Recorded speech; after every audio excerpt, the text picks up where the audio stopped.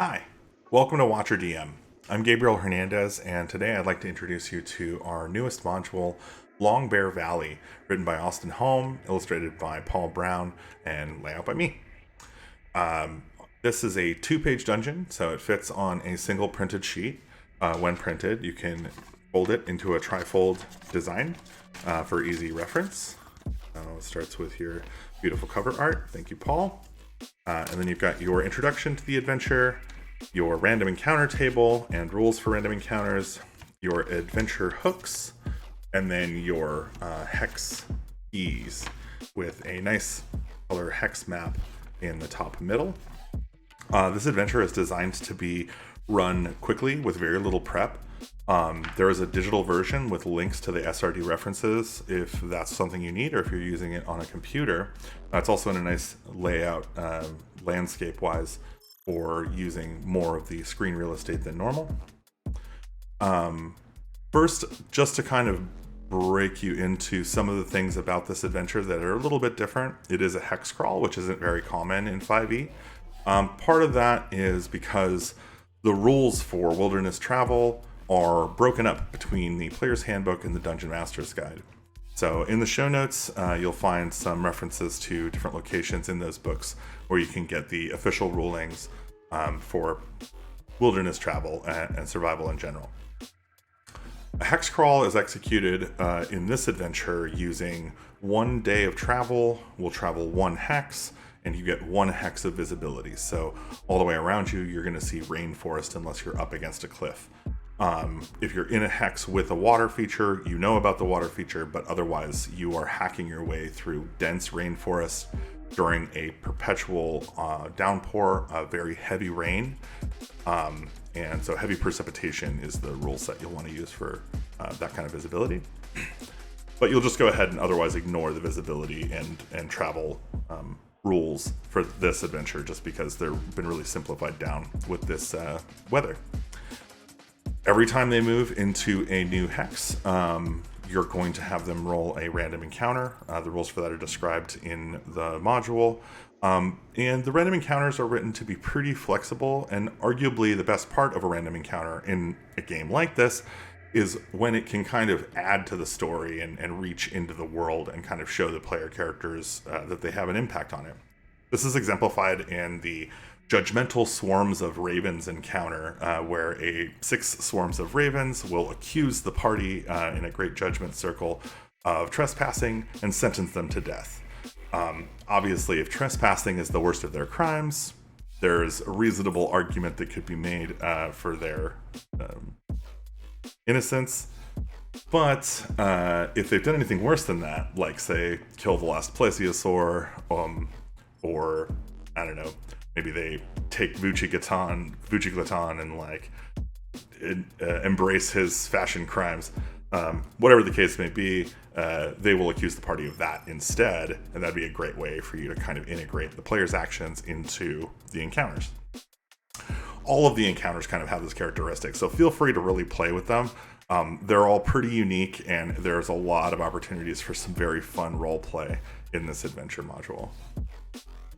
One of the key features to this adventure is the long bear, and this encounter is kind of not to be understated. In fact, we've put a lot of affordances into the game itself for the players to kind of be telegraphed that they're getting close to the long bear and kind of get an indication of what they might be up against.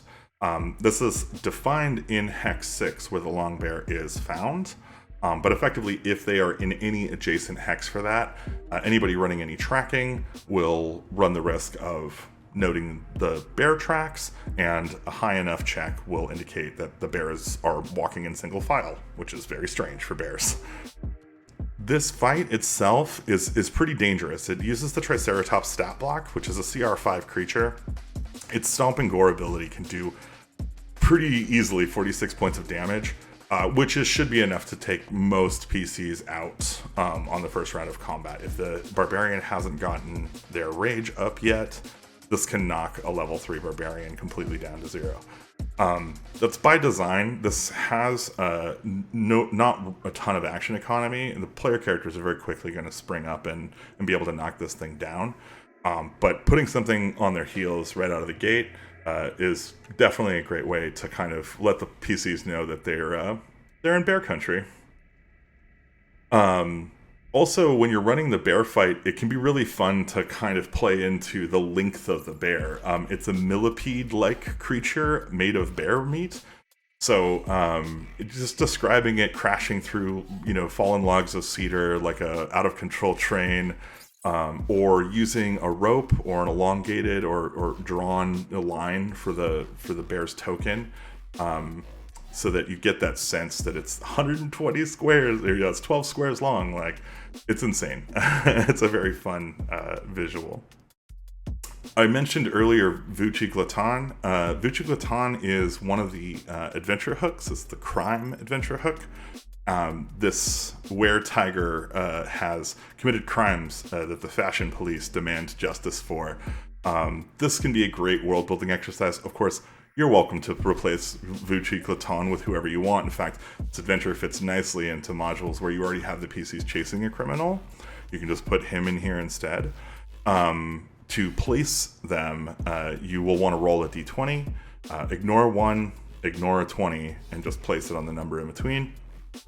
And pick a reason why Vucci is in that place, right? If he's in the Boiling Lake Hex, likely he knows about the treasure at the bottom, or if he's maybe at the B&B, he has gotten a room there. And anything is possible, right? If he's at the corkscrew, maybe, or at the glass corkscrew, like maybe he is doing a sketch of it and trying to incorporate it into his weird fashion. Come up with a good reason for it. If you don't like where it's landed, go ahead and move it. We won't tell. The dam is another really interesting kind of set piece in this adventure. It has a really unique fight in it where Edisla's ghost manifests as 2 bronze dragon wormlings that speak in unison. This is a great role-playing encounter, but inside of the notion of a big, huge stone dam being there, you've also got this kind of free space to play with. If you want to dive in here and put a nice little dungeon in this spot, or link it up with some other stuff in your world, this can be a really, really fun place to play. We haven't done that here, but it is extensible to your desires in that regard. The most important rule, I think, is if you have to look it up, make it up.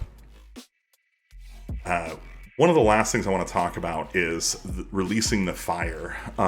This whole river valley with the rain is the way that it is because of a boiling lake and a cold lake that are flowing their waters down to a cloud lake, and that generates the perpetual rain that keeps everything growing and also keeps everything obscured.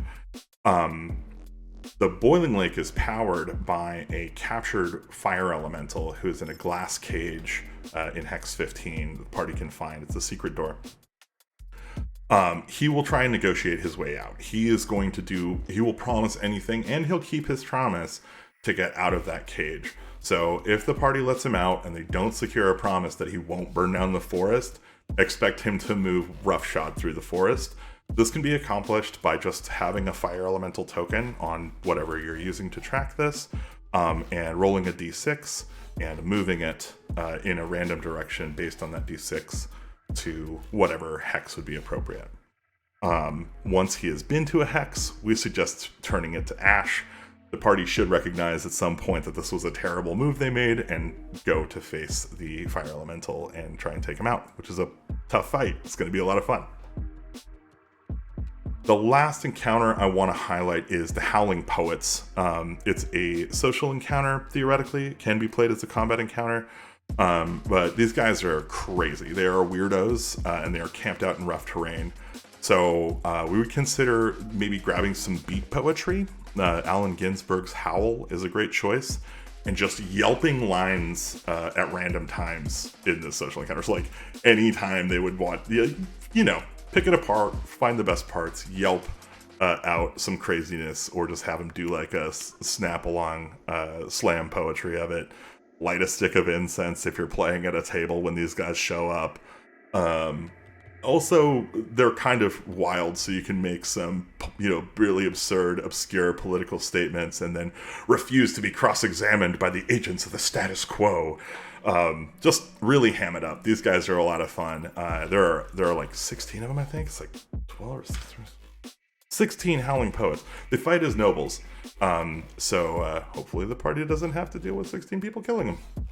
Anyway, that's all the stuff that I wanted to kind of go over. There's a lot more in the module, and I think you're really going to enjoy it. This is in our series of adventure modules that are going to remain completely free forever. And so you should just download it, play it with your friends, give us some feedback, and we're going to keep making more of this weird stuff because we love it and we're having a great time. Anyway, thanks again for your support. Don't forget to like, share, subscribe, and comment what you think about the video, about our content, or just about Dungeons & Dragons in your game. Tell us how things are in your life. Would you use a long bear? I don't know. Let's talk. Until the next time I see you, though, I would like you to have fun, roll dice, stay weird.